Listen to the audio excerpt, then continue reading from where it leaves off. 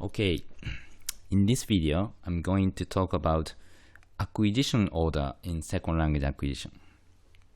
This is a very important topic, so please try to understand it.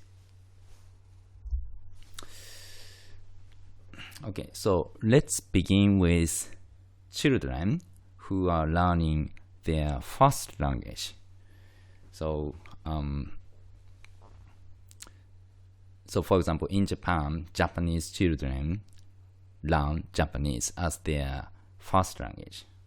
And in America, I think many children there learn English as their first language. Okay, so let's begin with children's first language acquisition. So children learning their first language start to produce so-called telegraphic speech. So what is telegraphic speech? They start to produce so-called telegraphic speech at around 2 years of age, when they become 2 years old. So telegraphic speech contains 2 or more words, but many grammatical morphemes and grammatical words are missing. These are not there. So for example, so these are examples of telegraphic speech. So for example, a baby open door. So in this case, the child wants to say the baby opened the door. But these elements in blue are missing. They are not in this sentence. Give food doggy. So the intended meaning here is I will give food to the doggy. But instead, the child said, give food doggy. And similarly, mommy eat carrot. Maybe the child wanted to say, mommy ate a carrot. I don't know. And wear coat. Maybe, where is the coat? I don't know. So in these examples of telegraphic speech, we don't have grammatical morphemes and words such as these in blue.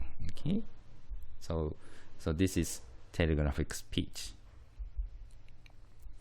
And grammatical morphemes and grammatical words that tend to be missing include those, these, I mean. Plural s and third person singular s, and regular past ed and prepositions and articles. And interestingly, ESL, English as a second language, and EFL, English as a foreign language, ESL and EFL learners also tend to omit these grammatical elements, just like children who are learning English as their first language do. So ESL learners also say things like these without using grammatical morphemes and grammatical words.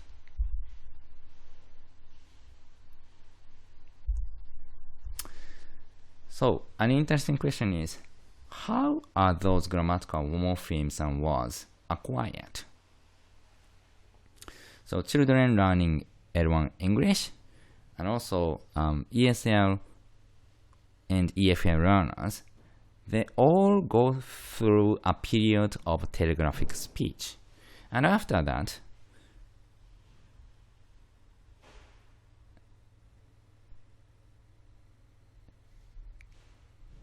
children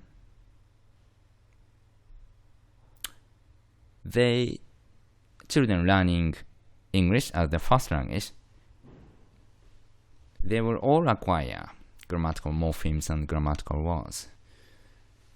But of course, that doesn't really happen to all ESL and EFL learners, but some of those learners will acquire grammatical morphemes and words.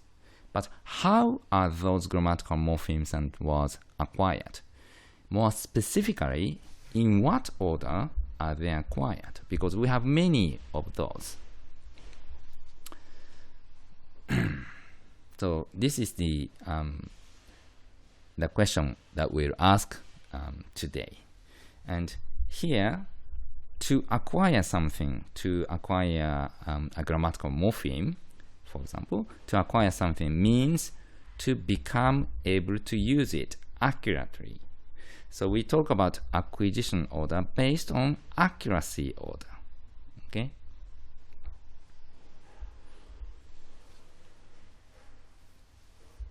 So if you are able to use a grammatical morpheme accurately, we say that you have acquired it.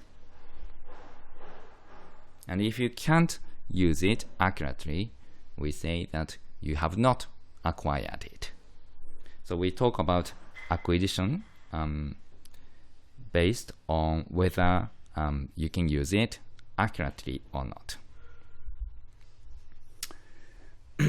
So the question is, in what order are grammatical morphemes and words acquired? And there are many possible answers, of course. Possibility 1 is that there is no order. They are acquired simultaneously. Possibility 2, there is an order that is specific to a specific learner. So grammatical elements are learned one after another. So there is some sort of order, and that order is different among different learners. So let's say if there are 10 learners, 10 children or 10 ESL learners, then those people acquire grammatical elements in different orders. But there is still an order that is specific to a learner. So this possibility is different from this one. The first possibility says there is no order. So all grammatical elements are acquired simultaneously at the same time. And the third possibility is that there is an order that is common to many learners, if not all learners. There is an order that is common to many learners. So grammatical elements are learned one after another. So there is an order in the acquisition of those grammatical elements, and that order is identical. It's the same, it's common across different learners. So so those learners acquire grammatical elements in a similar order. So that's what this third possibility says. And maybe here you are wondering what a morpheme is if you are not familiar with linguistics. So a very, very simple definition of a morpheme is that it's the smallest linguistic unit that has meaning. I mean, maybe this is not so precise, but simply put, very simply put, we can say this. A morpheme is the smallest unit that has meaning. So we have many linguistic units. Have you heard of phoneme and syllable? And maybe you know what a word is. And we also have the phrase, sentence, and discourse. So the phoneme and the syllable, these are the units of sound. So for example, j, a, p. These are phonemes. And ja, pan. These are syllables. And these are not meaningful. So these are meaningless. They don't have meaning. They are the units of sound. But the phoneme is a larger linguistic unit than these. And phoneme has meaning. Then, what's the difference between the morpheme and the word? Before that, actually there are two kinds of morphemes. The first one is a free morpheme. Free morphemes are very similar to words. So free morphemes include car, dog, the. And bound morphemes, these include s, ing, ed, and able. So these are attached to free morphemes, and actually they have to be attached to something else. So they have to be bound to something else to appear. Otherwise, they cannot appear. Okay.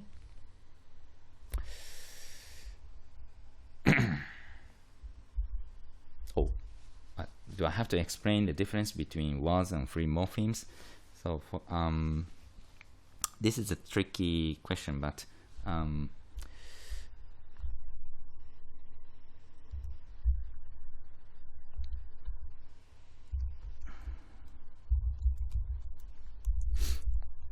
so for example, cars is one word, but consists of a free morpheme and a bound morph.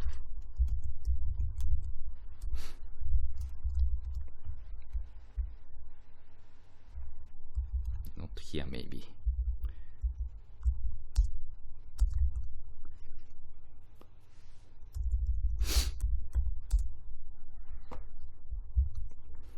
So cars is one word, but consists of a free morpheme and a bound morpheme. Car is a free morpheme, and z at the end is a bound morpheme. So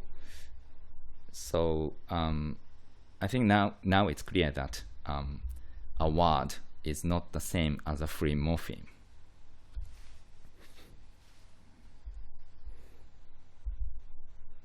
Okay, so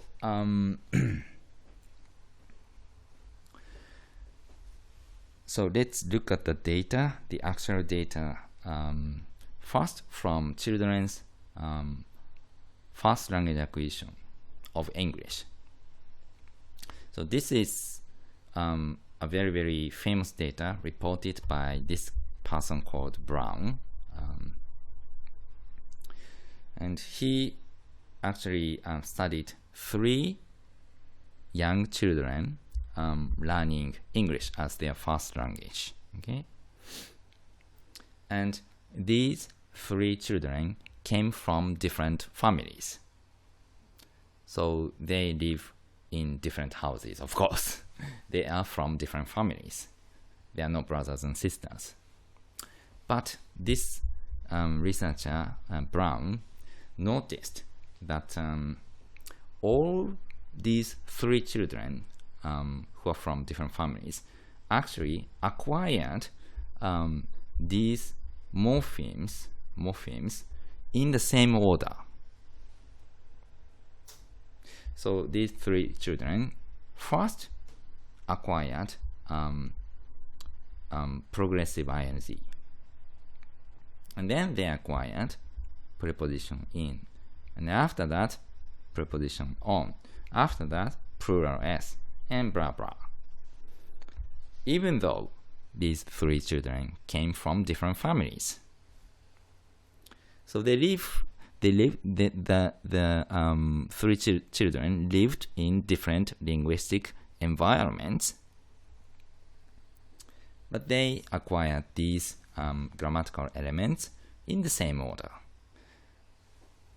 And actually, this tendency was found by many other studies.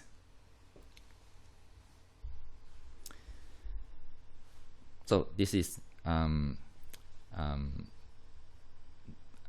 the critical data from first language acquisition. So what about second language acquisition?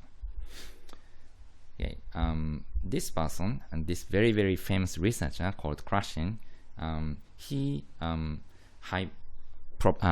proposed that there is actually a natural order for acquisition of L2 English. So according to his proposal, these grammatical elements are acquired in this order. So, oh, sorry. So these are acquired first, and then these are acquired next, and then this one, and then finally these. So he also said that grammatical elements are acquired in the same order by learners of second language English, just like this study. So earlier we asked this question: in what order are grammatical elements acquired? And the data supported possibility 3. There is an order that is common to many learners. And this is supported for both first language acquisition and second language acquisition. So in both first language acquisition and second language acquisition, there is an order that is common to many learners. And coming back to Krashen's natural order hypothesis, so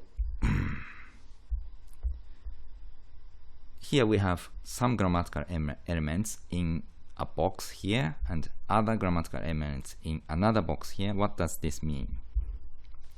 So Krashen, this person, Krashen, made no claims about the order of items within a box. So there is no order in the items which are in the same box. So all orders are possible for these elements in the same box. So learners may acquire ing first and plural next and copular third, or they may acquire ing first, copular next, and plural last. So all these orders are possible. Or of course, learners may acquire they may acquire these 3 simultaneously. So there is no order in for these items which are in the same box. But Krashen claimed that yes, sorry.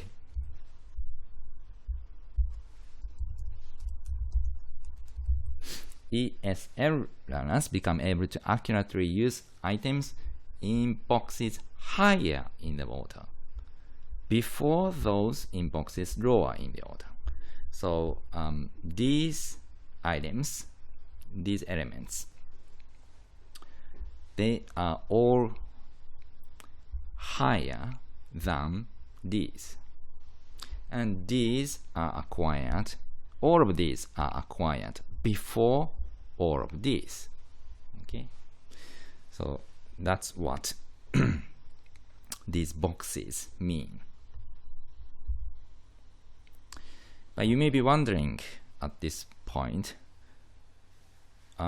whether there is any variability. So is this order universal? Is this order fixed? And there is some degree of variability. So if you compare the order for first language acquisition and the order for second language acquisition, those orders are similar, but not exactly the same. And also, of course, speakers of many different languages learn English. And do those different first languages have any effects on the order? Yes, to some extent. So articles, such as a and the, articles are acquired late by Japanese ESL learners compared to speakers of other languages who are also learning English as a second language. So different first languages have some effects on the order.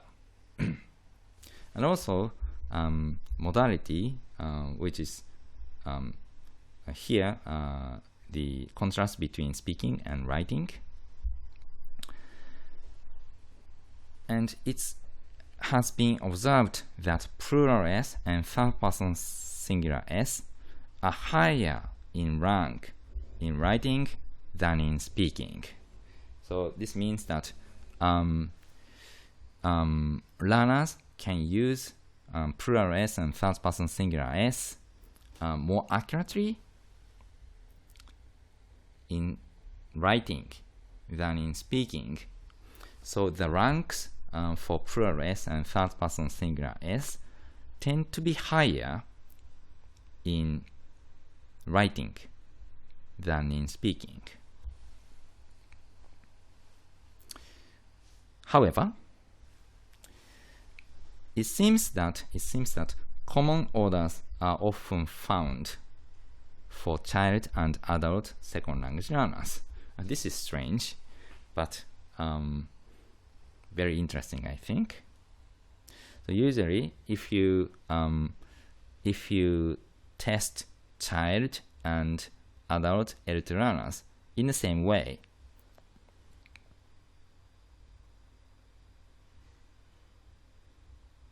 we tend to find common acquisition orders or common accuracy orders.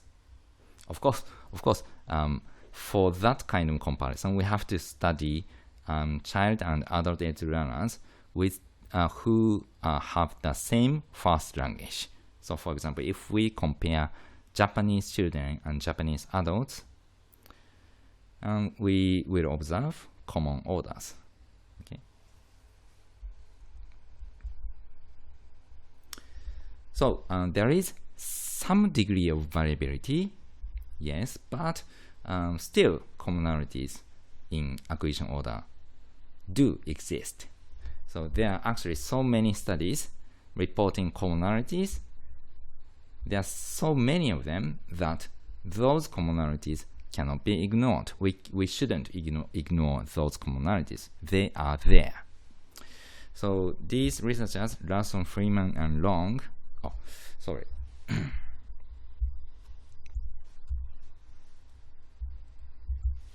these researchers, they say the morpheme studies, the morpheme studies are, studies like this one. So this study is the best known example of morpheme studies.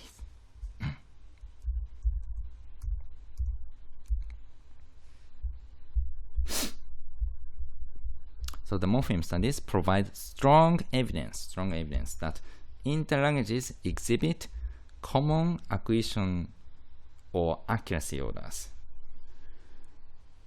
As the hunter put it, there is something moving in the bushes. Something moving in the bushes.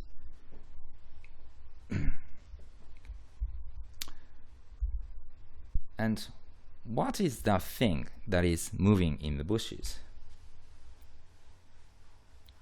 So why do we have those commonalities? We do have commonalities in acquisition order or in accuracy order, but why do we have those commonalities? So after all, we are all humans and we have similar brains. Some things are easy for our brains and others are more difficult. So this is a simple answer to that question, but we have to be more precise. So more precisely, what factor determines the order? there is no single answer to this question, but according to these researchers, salience seems to be a very important factor. So salience comes from the word, the adjective salient. So being salient means to be noticeable. We can notice it very easily. Okay. So for example, progressive ing. So this is very high in the rank. Ing here, and here for first language acquisition, and here for second language acquisition. So progressive ing is always acquired very early. And why is it so? Because it has clear meaning and we can hear it easily. So it's acquired early. But then what about third person singular s? So this one doesn't have clear meaning and we can't hear it easily either. So it's acquired very late. Third person singular is here. Third person singular is here for first language acquisition.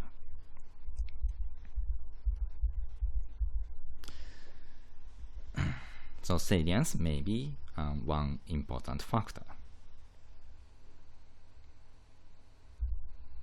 Okay, these are the references. Thank you.